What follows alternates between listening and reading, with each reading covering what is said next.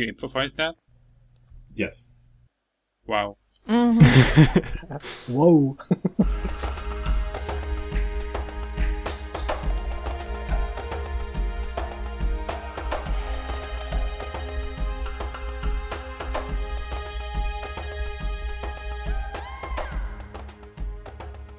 Buenatikame, Mafrapo, and welcome to the Eana Mokri podcast.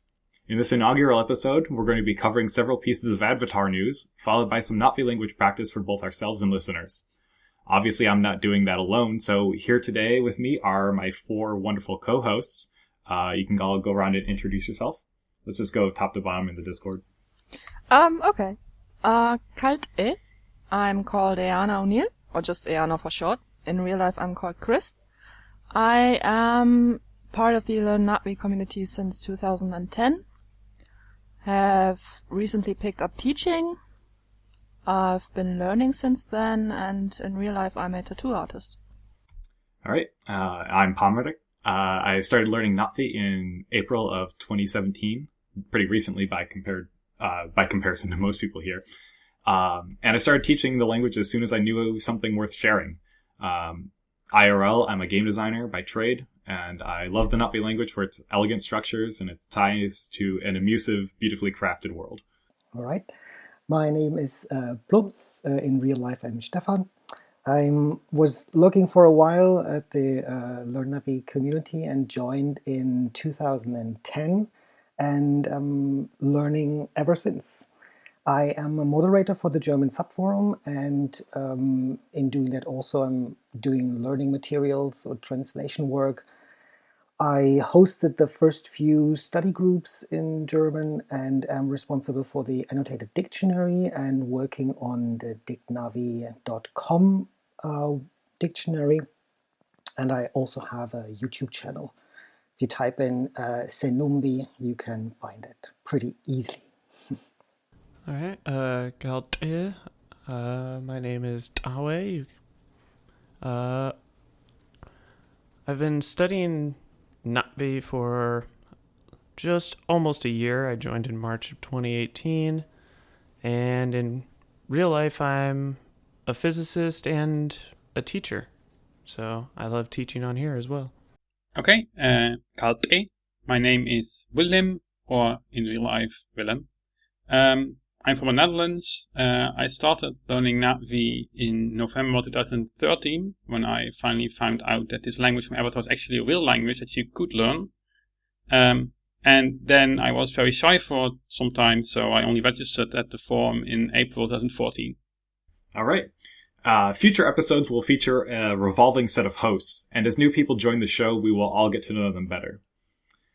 So, with introductions out of the way, let's move on to our first news segment.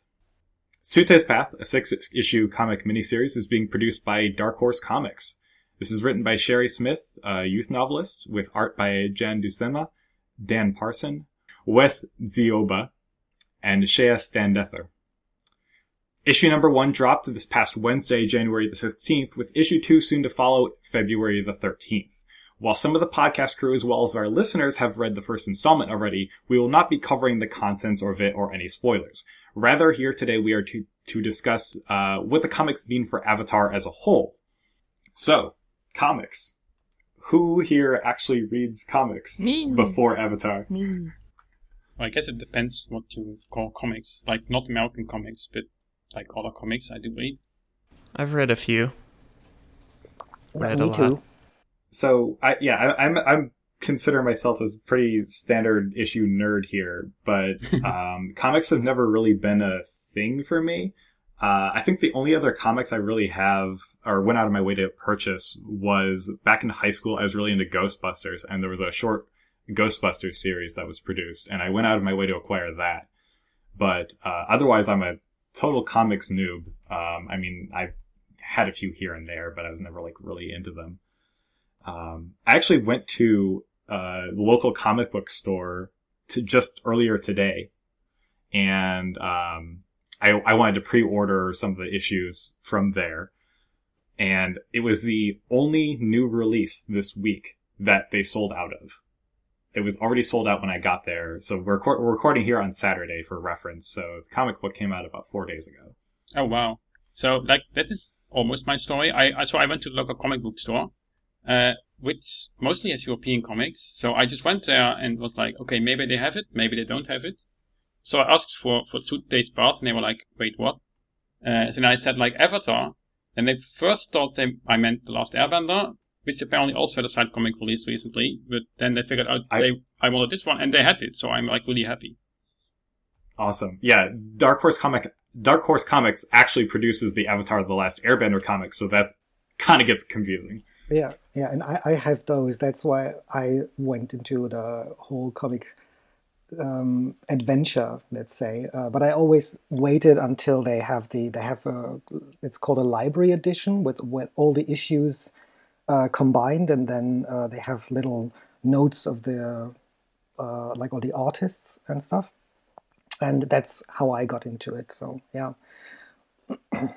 Yeah, I think the first comics I ended up getting were given to me by my dad. They were ones that he had. But unfortunately, I'm one of the only people here who hasn't been able to get my copy yet. So I've been patiently waiting for it to show up. Oh, I don't have it. I think I'm not even sure whether they have it in Germany. I have to check that. Same, so that's why you didn't even try to go to the comic book store here and check for it. Yeah. I just went online and ordered it there. Yeah. What are we talking about with one issue? How many pages is it? It's not too many pages. It's it like most modern comics, it's fairly short. I'd say it feels like it was around 20, 24 some pages. It was not beefy. Yeah.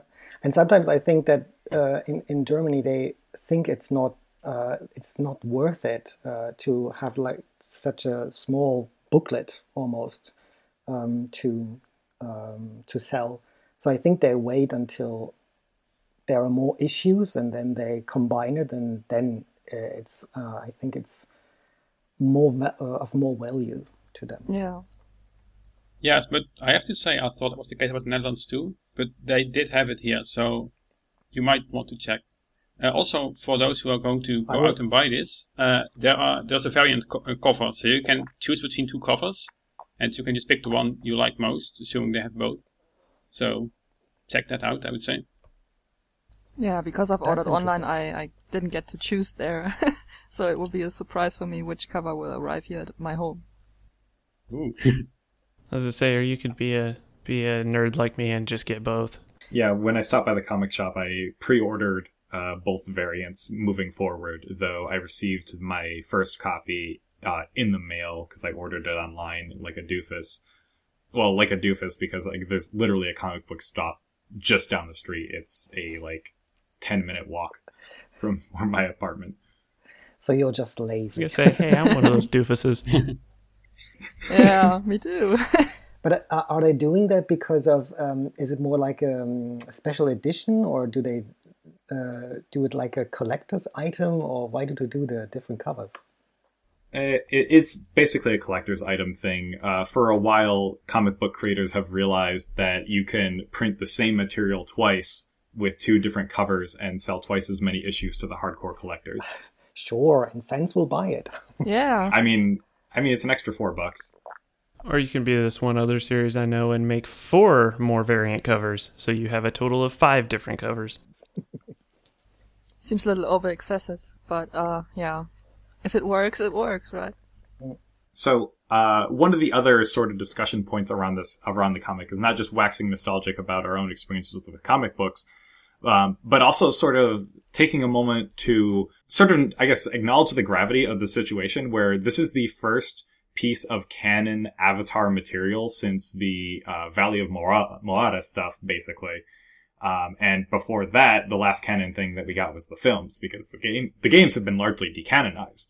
So this is definitely part of the hype cycle ramping into the sequels. I mean, obviously we're going to have a steady drip of Avatar stuff moving forward, but this is basically the first drop of water after a huge drought. I'm sure the people who have been in the community for longer than I have would be more excited about this than I am because they've been waiting longer, but I I do think it is substantial that they're starting to reintroduce canon material into the Avatar universe.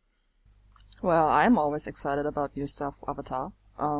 Be it the Turok show by Cirque du Soleil, which also is considered canon, I think.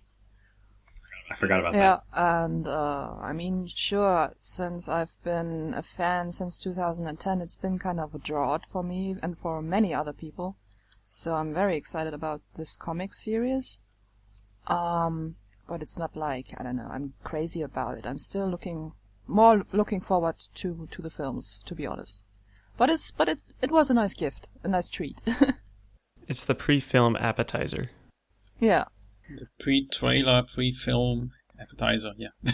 Yep. But I mean, they announced that there would be novels as well, right? And they did that, I think, 3 or 4 years ago, and we are still waiting. So, it's whatever the book equivalent of vaporware is, the novels are Paperware?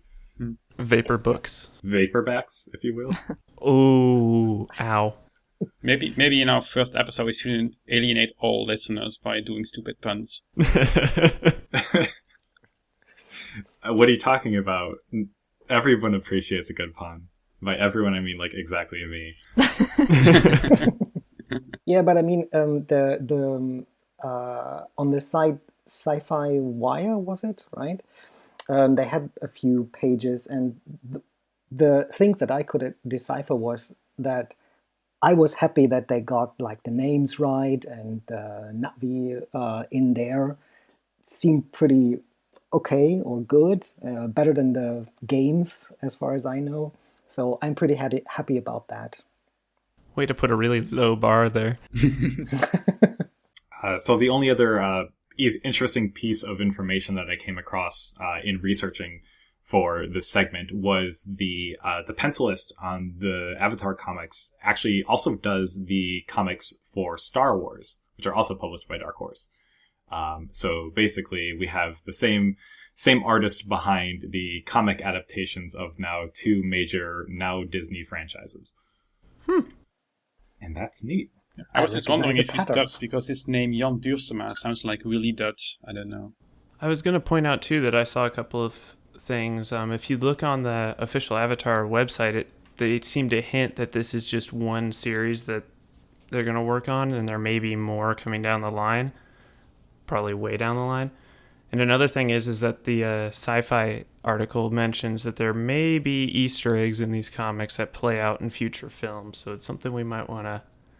something fun to speculate on.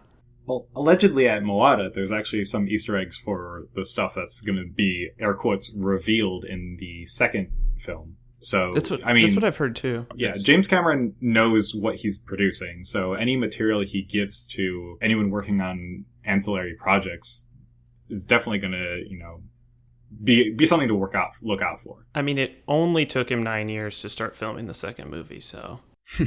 But that's really cool. Like, I didn't know this, so I'll read this comic with lots of attention. I just have something to add to, like, artist-wise, like how the art was done, but... Absolutely. You're more than qualified to talk about that as the artist on the team. So, Okay. Yeah, go ahead and launch into that discussion. Chief art correspondent Eana. Oh, okay, new title, nice. I just noticed, I mean, it figures that the pencilist of the comics, worked on Star Wars comics prior to the Avatar ones and stuff. Because when you draw yourself, you've been drawing both humans and Na'vi, you can see that the artists or multiple artists struggled a bit with the anatomy of Na'vi.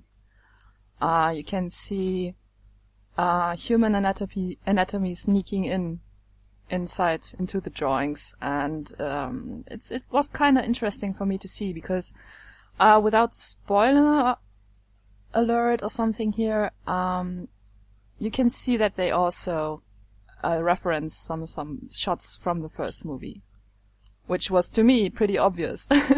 Don't know if anyone else noticed that, but it was kind of interesting to read the comic from an artist's point of view, I'd say.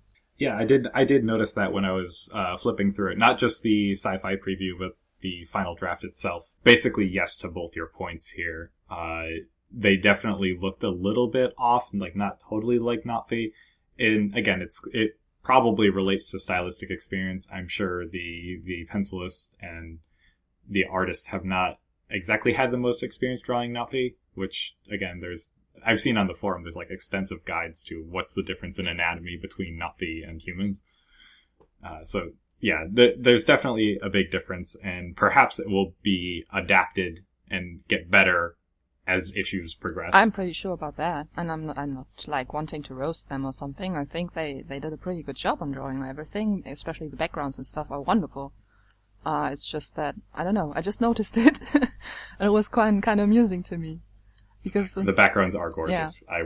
I would agree that's probably the high point of the art for me is, on a bit of a tangent, I've recently, if I've ever found myself rewatching Avatar, I find myself just watching everything that's not in focus, like paying attention to all the people moving around in the background, like what's going on in the floral environments and what's going on in the forest in the background.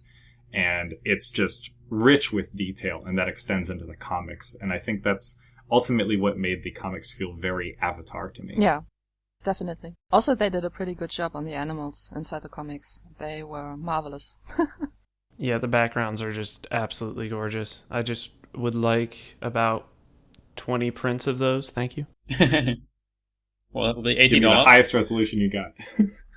Can I please wallpaper my room with that? Thanks. That would be nice. Like, add some UV active paint in there and you're ready. So, as I mentioned, we're not going to be diving into spoilers this week. However, in our next podcast, basically the gloves are coming off. If you are interested in acquiring the comics, please support your local comic book dealer or online retailer and acquire a copy. It's absolutely worth it for any Avatar fan. But yeah, next week we will be discussing the substance of the comics, and by next week I mean next podcast, whenever that is. The next topic for our discussion is what is being referred to as the CES footage. So during the Consumer Electronics Show, GPU manufacturer AMD showed some footage of their hardware being used by various creative types, including Fox VFX Lab, which seem to have been involved in some form of performance capture. The exact details of the performance capture are unknown and uncertain, but some behind-the-scenes footage that was shown looked pretty darn Avatar, but it cannot be said for certain. Well, I mean, sure, it cannot be said for certain, but they mentioned the name Pandora, so I would say it's quite certain that this is actually footage from the new Avatar movies being recorded, or at least tests or something, but that they are probably not allowed to say the name for, I don't know what, for trademark reasons. At least that was what I was assuming. He also directly says James Cameron's name in the interview, so that's pretty heavily suggestive. And apparently he calls him Jim, so that's kind of cool. I think just about everybody who's in the know with James Cameron refers to him as Jim. Like, if you in any interviews with Sigourney Weaver, she always refers to him as Jim. Pretty much anyone in the production team also does the same thing. So I think if you're friends with James Cameron, you get to call him Jim. Like, that's a badge of honor. Otherwise, he strikes you down. So yeah, regarding what Willem said, I generally agree. I personally believe that this was some behind the scenes glimpses at the production on the Avatar sequels. However, you can explain away each of the pieces of alleged evidence. The contrary theory is that Pandora was mentioned just in the abstract. You can't go to Pandora just as you can't go to any other fantasy environment. And James Cameron was mentioned specifically because he more or less pioneered the technology or was involved in the pioneering of the technology that is now just broadly applied to other 20th Century Fox projects. The things that lead me to believe that it is Avatar related was one of the mocap scenes involved an actor walking around with a prop bow. There was also a crossbow, but we know that crossbows are canon on Pandora. We have the word scallop. And then the placeholder footage, I guess, on the screen, or the work in progress footage, was in an environment unlike any that we've seen before. However, we know that the sequels are going to be taking place in a brand new environment. Yeah, I was going to say those environments look more like something out of Skyrim than anything out of Avatar, but I mean, who knows? Yeah, to me, it also looked like as if there were mountains or snow. And wasn't there also like a tower? That's what I Yeah, exactly. thought I saw. Yeah, tower and snow were what I got from it. And they also have a clip of one of the scenes, and it looks like a dragon flies by, and it looks like an actual dragon. It doesn't look Ikran-like. It looks pretty Ikran-like to me, but it was pretty blurry footage, and I guess I didn't frame by frame it, so... Well, I do think that it was just some different game or something that was being shown there, but there is still a possibility that that it was some sort of cover-up footage to not like reveal directly that it was for Avatar. I was gonna say it looks so Skyrim-like that it's almost suspicious. Yeah. Yeah, so it could be related to the games being produced by Massive Entertainment. That's also true. That's true. which is relevant because It's Avatar. Yeah. like it's the same company. Well, I mean, I would be very surprised if Massive Entertainment was not working hand in hand with James Cameron and friends. Right. Especially after the previous games were messed up so bad. Yeah, I could imagine that I needed some placeholder art for whatever they were shooting here, or like for the motion capture itself. So they just put some random 3D models they had, or of course they are under some heavy NDA to not show any footage, so they just mocked up something randomly. Yes, that is also a possibility. It could have been something they put together exclusively to be like, yes, we're using this technology on Avatar, but you're not going to see a frame of that until James Cameron says we can. That's actually quite likely, I would say. So I think that the motion capture is at least like the technology they are showing for motion capture is, I would say, is probably what they're using. And I would assume that the footage that we saw on the screen and so on doesn't have anything to do with Avatar. I think that's a fair assessment. A lot of the hype probably just comes from, as previously mentioned, we're sort of in a drought phase, but that the rain is starting to trickle down, or at least the clouds are starting to form in the form of, hey, the films are done being filmed. Now for a couple of years of post-production. Also, the comics are coming, and here's the first issue. And also, just the slow trickle of, almost information. Yeah, for me, this was like a major point that, we've heard the stories that they were doing filming and motion capture, that they were then done filming, apparently, but we didn't see anything. And this is like the first visual evidence that there has been actual filming going on. So that's what I like. We got James Cameron talking in front of a gray box. Yeah, but that's not like footage of the filming itself. He can say whatever he wants. But I think this is the first footage we probably have of actors doing something for the film. So that's what got me excited about this footage. Yeah, and speaking of actors doing something for the film, what I found highly interesting about that YouTube clip was that apparently the actors doing the mocap were able to carry or wear VR glasses. So they are in the moment, in the, environment they're acting in, which was, a step up from the last procedure the movie was made, the last one. Oh, really? I haven't noticed that. I do want to point out that I just thought about something. None of the actors had any of the face capture motion dots on, which we know is something that James Cameron created for the first Avatar and is most likely going to, if I remember correctly, something said something about him using a more advanced version of that set up in the current movies. And none of that, I don't see any of that in here. I guess if I wanted to be full conspiracy theorist and sort of explain away that idea of oh, no, this is definitely still Avatar. It's possible that these are background extras or people who are just doing motion for sort of, background characters whose facial expressions they can sort of add in later that are less up in your face. The actors that we saw in the mocap area definitely weren't, it wasn't like Zoe Saldana or Sam Worthington. It was somebody who is yet to be named. So probably, someone either working on the crew or, as previously mentioned, here's some placeholder stuff that looks like the thing that we're doing, but isn't actually Avatar.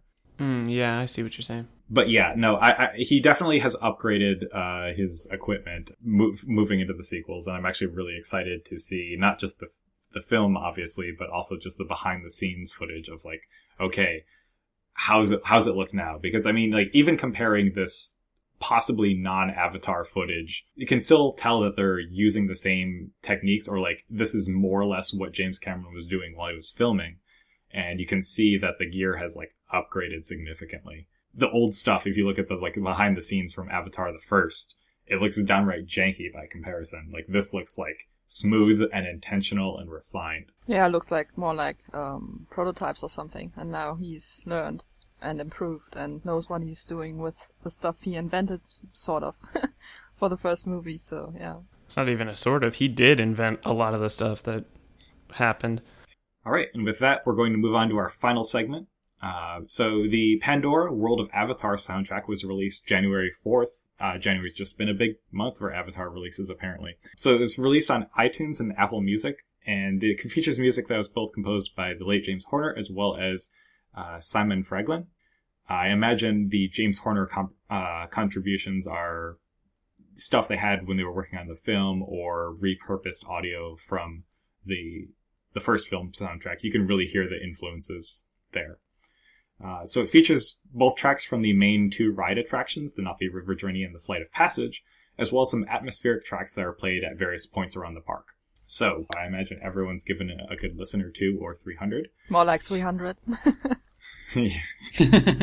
I'm going to need a larger number. Well, okay, so what we really have to do is we have to go to the view count on YouTube and then extrapolate how many of them were us. Well, the entire thing was like an hour long, so if it's more than 300, then you basically started listening before it came out, I guess. Way to ruin fun with math. Yeah, well, I've listened to it a couple of times now, the full soundtrack, and I really like it. I think it fits very well with everything else we've got so far regarding audio. The official movie soundtrack, as well as the Turuk show soundtrack, and it just fits in there, and it's pretty and wonderful to listen to. What I really like is that they, as you already said, it really fits in with the stuff we got from the movie and the other soundtracks that were released. What I really like is that you can hear that they picked very different styles, but in every single in every single recording in that soundtrack, you hear the typical Avatar theme back. Like there was this 4-note melody in every single Avatar thing that has been released, and it is still in here, but now with very different arrangements, and I really like that.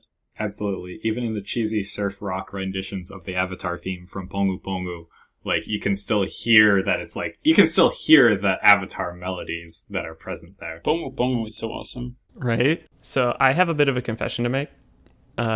Today was the first time that I listened to the whole thing. And from my first impressions, yeah, I really enjoyed it. I enjoyed the two ride through tracks because I've been and I rode both the rides. Oh wow! And so there's almost a nostalgia factor in there.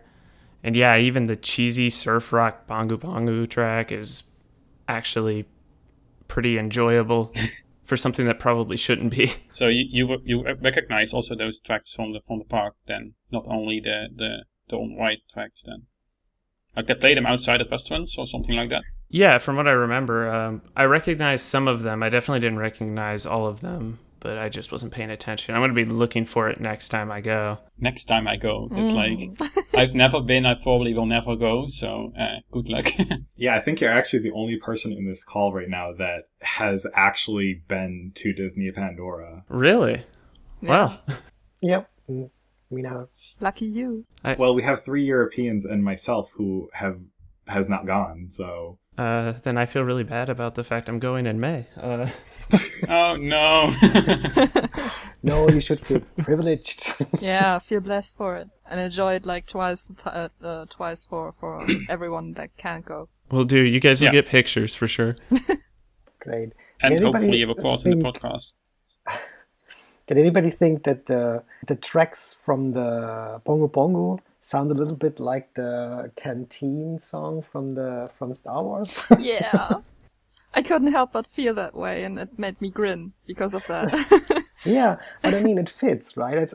I thought it was very enjoyable to see that it it actually works in different styles of music. So I really enjoyed that. Yeah, first time when I Yeah. listened to it, I was like, what the heck?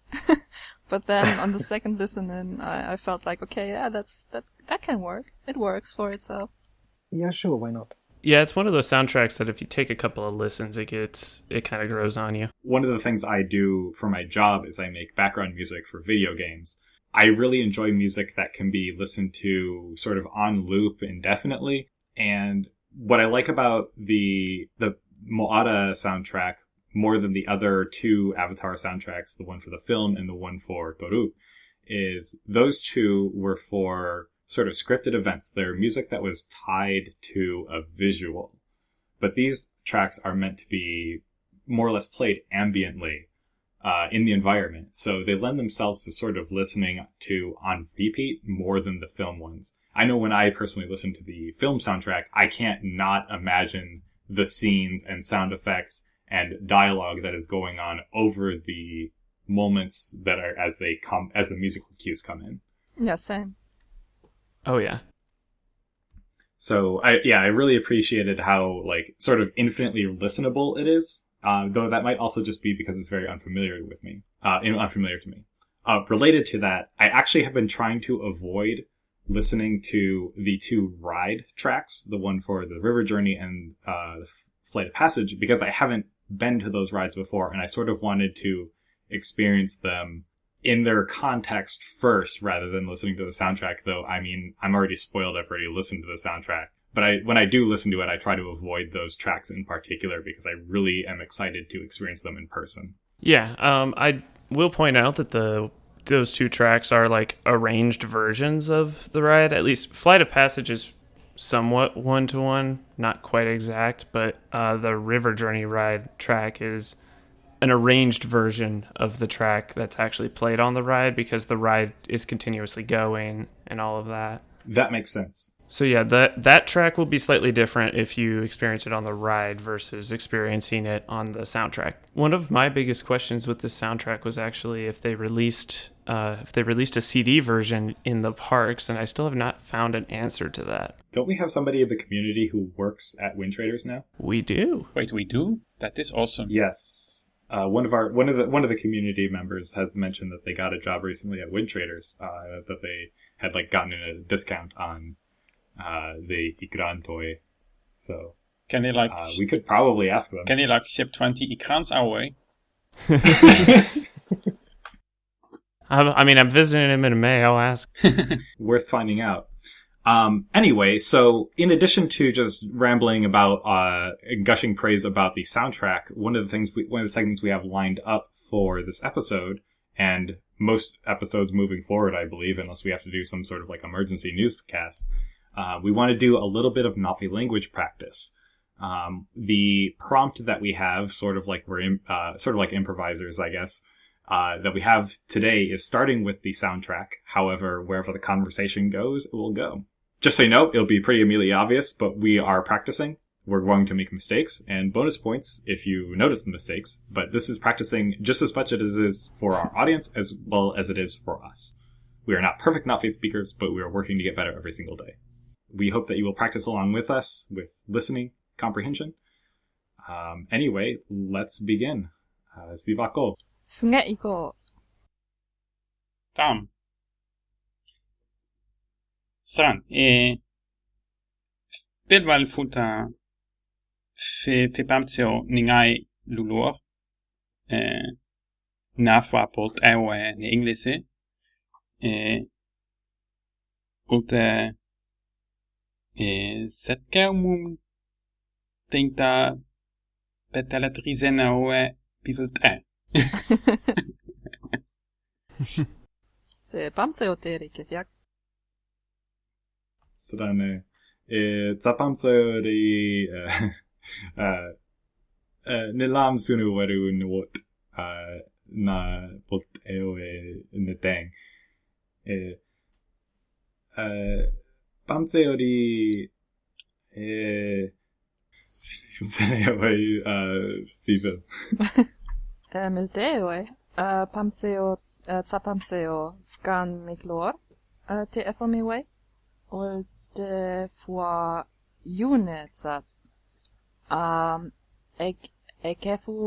Ekolefu weti nafwa tolok ewa evenget wet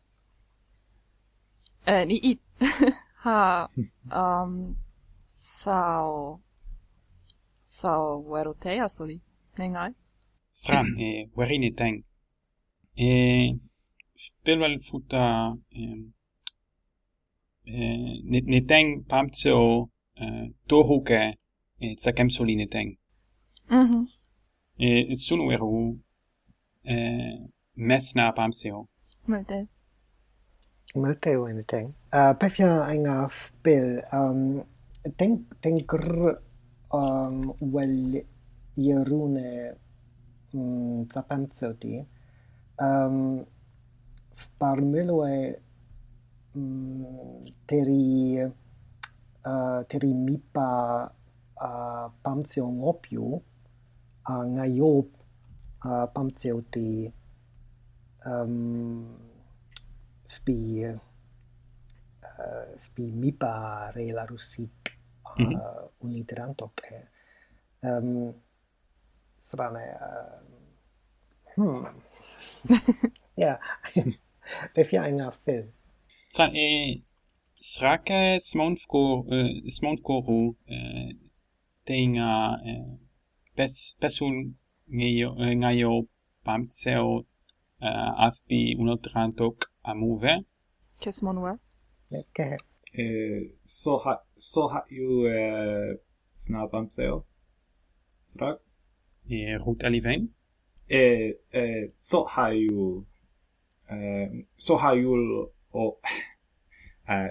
ju all ngolo snabbamseo di unuterang untuk lusteng. Ke momo tänkte Sims Cameron Cameronil tungfuta sohajul sun nivo O difunzat sakr matsemse kolan matsem si vunu weru fra srungsivi. Ngalo pamtseo ngopio ma William kefia Kehe sla suno en ivume. Sko pamseo ngopiu armswellet och bättre säker vad är pivot Narisi. Ketsuno pivot ngapimelt Peu? ke lungai. lungai taluna stolamu well mokrit nge sle sran sivunu veru fua Jimmel Tibungsat sohaju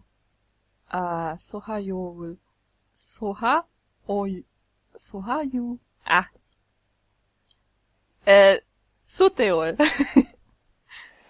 nivo pamtseoti pi rel arusik alu unitirantok muve sleningai ke veloel lì'fya Multenge. Where do stenglu så how or you pamseo slä för pamseo allo moara boom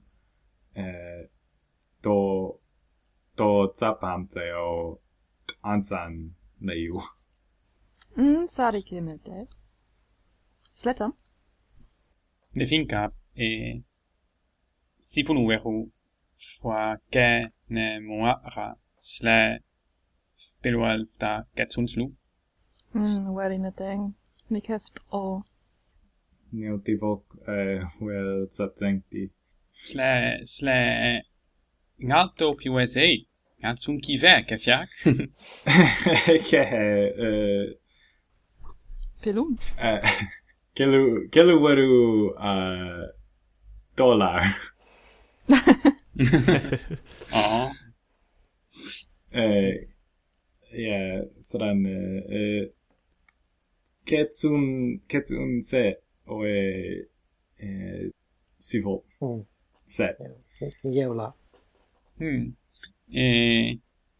Hu yantu we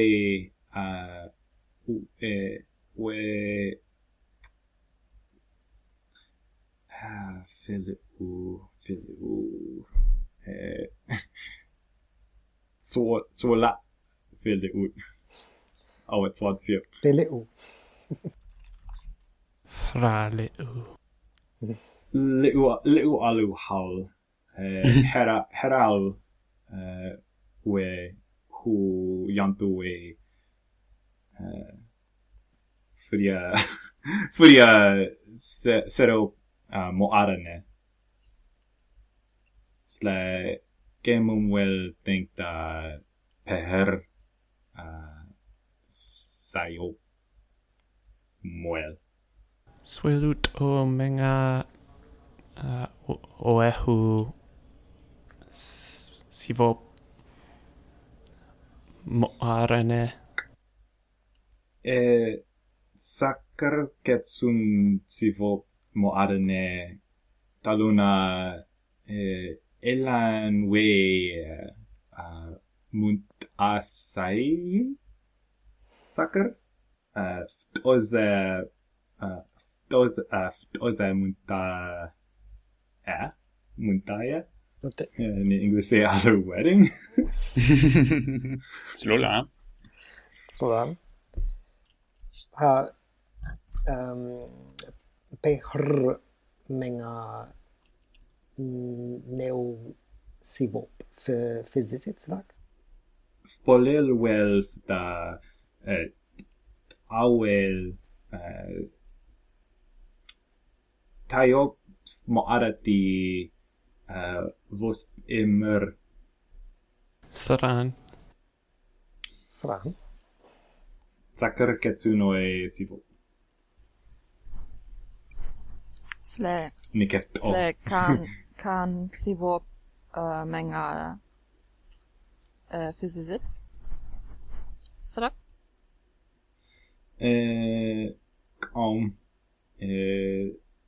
Ketsun moel omun de engti set. Ketsun ivomun. Tsu'tey. Salsungai neo ut a sivi ngahu. Angao. Se Zusakarme. Getrana gur menga sivo daluna oetsun sivo Frakar. Smoke. Spelo efter kaukar ke sivo på ne moara. Re äppelt äta. Sle tokuel at eti alu Deutschland kefiak ha livu ngezik na haung. Ningai zne Disney Tivula moara di amuve Deutschland me. Med det. Sagt. Med det ne våt. Strake tsatsengti tok Disneyland all. Ke sle Paremi. me at alu France. Trane, tsatseng me. Satseng pak. Tsatseng sticky. Talun. Niet. Nawi fomun. Strake fra Tsu'tey a Deutschland med vecchi francesi, så? Keveki. Kolan siove ilor leju. Sle sute le France. Ni Fra suteru a june ata France rut fa rifune. Srane wert olivu. Se sono san. I weru olivu. Nivinkap Disney at gelu Disney gifge. Waya at kame kasamput kehe waya at kelu hi. He is lelor. Ke Che forfen wel Europa di frak sla zen neoe si vop satsing ne zusakerme fbi fois Yvonne aya silver. Tsakr nga kesene sivo ne waya at ke taluna waya at keme kelu ke suve asotsan. Ninga isra Kemelte. Tse fketo suve alor a elor sle sa suve za u da ai at ke alahe ha nga tsunki fet satseng ni Kop Europa me aya elanwi kelkusi seri. tam Neo fiverfen hu Saifo, right? Saifo. Ngai le ngai. kolan ayelanit leNa'vi fu ayelanit alahe. Tsame uniteng. Tam.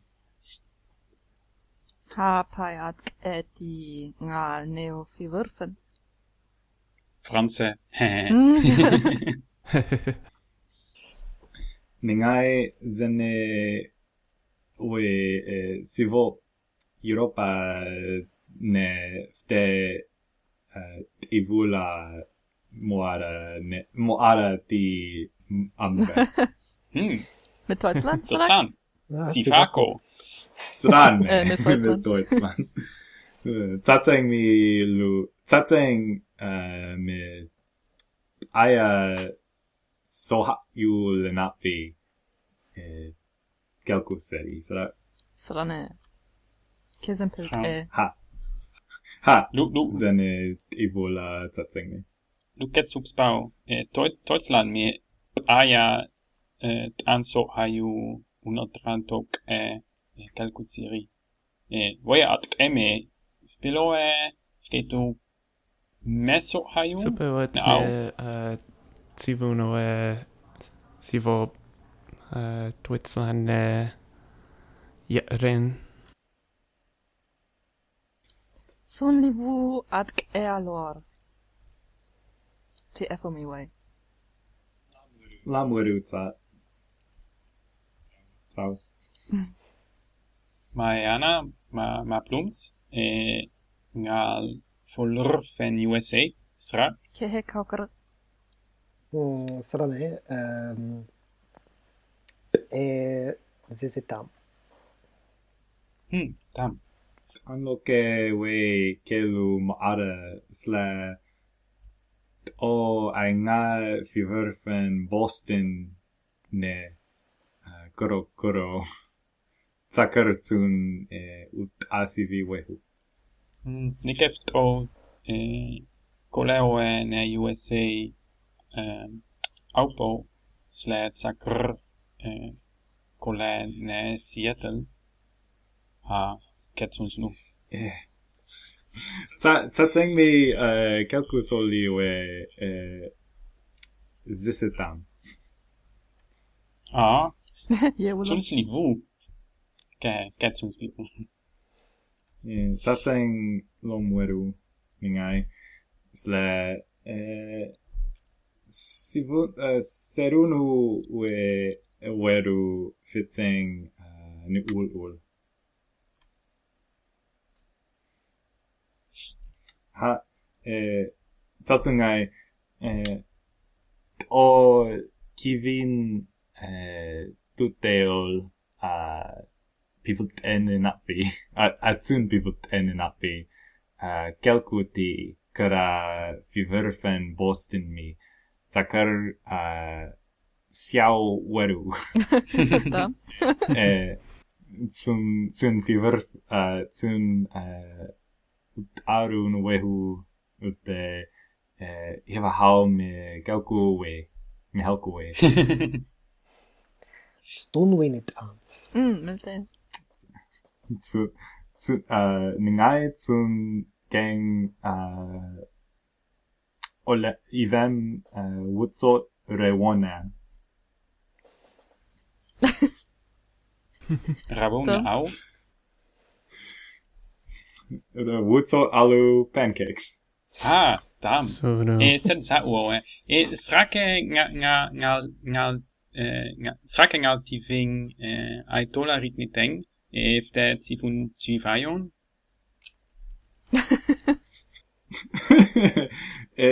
Ketsunoi tiving olati. Jewula. Jewula. Keluweru olara tsunoi tiving ar. Pelun. Taluna ayasute ke kivanom ayuvan oe ayuvanti oe ngolop fa kulan. Sema frapo zenanga kivanom uvanit ata pamere. Tafra ke kolan. Sana Ha. yoa dollar. Srane. Ha OS lapo ata Europa. Sun fiverfen at edi alu USA. Sana. Dansa.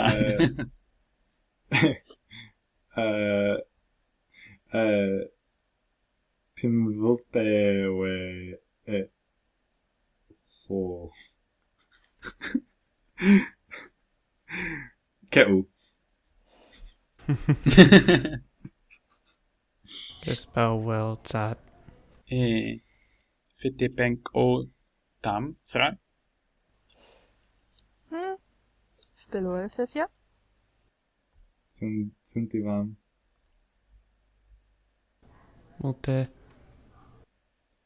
Sun ftivam. Frakar. Route aliveng. Sun ftivam frakar. Ftivang fu ne bult eine English senimun. Strane fte hase CV för podcast lor. Det är no pivot en English. Sirsan. Ansvar. Strane sla för podcast i zene hase CV Carol. Gähä. Srane. Set slivu radio srak. Sran. Slet oneonga tun fifach bifenk oni na'vi maufwa Eana Mokri lu hase All right, and with that, we're going to conclude the first episode. We don't have a set schedule for these yet, but we are targeting a release every 2 weeks or so. Stay tuned to the YouTube platform or other podcast channels of which you acquired this podcast. With that, hei Hei. Hello. Hei. Hei. I like how that hei thing just happened organically.